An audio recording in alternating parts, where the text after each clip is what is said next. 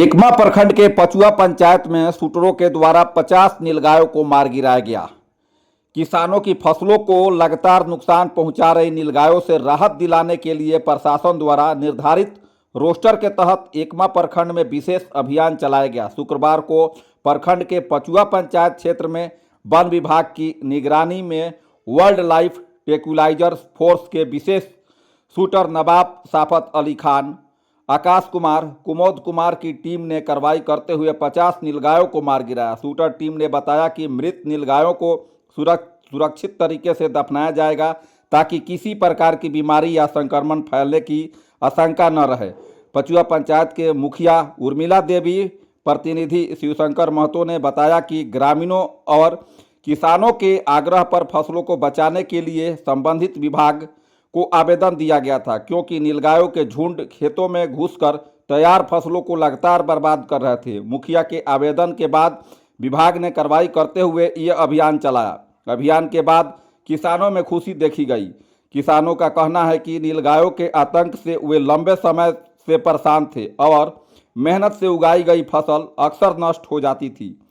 अब इन्हें उम्मीद है कि उनकी फसल सुरक्षित रहेगी, मेहनत का सही फल मिलेगा। इस दौरान वन विभाग के कर्मियों के साथ मुखिया प्रतिनिधि शिवशंकर महतो, गोविंद कुमार राम, संजय पांडे, गांधी प्रसाद, पृथ्वी महतो, रिखदेव महतो, दीनदयाल सिंह, सरोज प्रसाद, कृष्णा महतो, हरेंद्र राम, चंदन राम आदि मौजूद रहे। देखिए रिपोर्ट। मुखिया जी, आपके आवेदन पर आज शूटर पहुंचे हैं नीलगायों को मारने के लिए। किसान काफ़ी परेशान थे, क्या कहेंगे? हम बोलेंगे कि किसान बहुत परेशान थे। उन्होंने हमसे आके कहे कि मुखिया जी देखिए बहुत फसल बर्बाद हो रहा है, आप शूटर बुला के और सारे जानवरों को मरवाइए कि कुछ हमें सुविधा मिले और जो अन्न वगैरह होता है वो बढ़िया से हो। तो हमने नवाब साहब हैदराबाद के हैं, खान साहब, इनको बुलाए। इनका निशाना इतना तगड़ा है, आज हम सुना था कानों से, आज देख लिया आंखों से कि इनका निशाना इतना तगड़ा है कि एक ही शूट में जानवरों को ढेर कर देते हैं।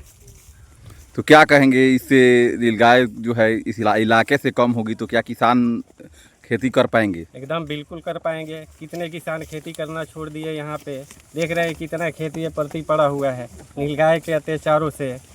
इसलिए यदि जानवर ख़त्म हो जाएंगे तो लोग खेती करेंगे। इस इलाके में किस किस फसल का खेती होता था? इस मक्का होता था, आपका गेहूँ होता था, धान होता था, सरसों है। आप देखिए सरसों और गेहूं आप देख ही रहे हैं कितना बर्बाद किए हैं। लेकिन मक्का नहीं है। नहीं, मक्का तो बोना ही छोड़ दिए लोग इन नीलगायों के चलते। कहेंगे सर, पचुआ पंचायत में आज पहुंचे हैं जो कि किसान काफ़ी अरसे से जो है परेशान थे अपने फसलों को लेकर। बहुत है जानवर यहाँ पे। अभी एक झुंड जो हम देखे उसमें 22 नर थे, घोड़परास नर, जो खेतों के बीच हैं और इनके आतंक से किसान भी खेतों में आने डर रहे हैं।